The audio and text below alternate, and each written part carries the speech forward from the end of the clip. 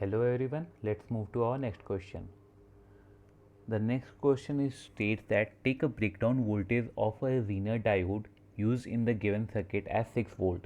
For the input voltage shown in the figure below, the time variation of the output voltage is.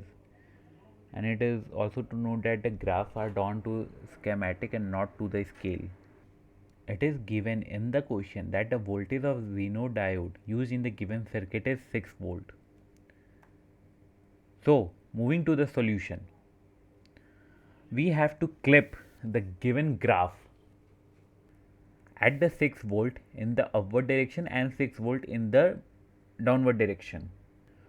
So, the obtained graph will be something like, first it will start sinusoidally and then it will become constant, and then it will again go downward sinusoidally, and then again in the fourth quadrant it will become constant, and again it will move upward and then constant, and so on.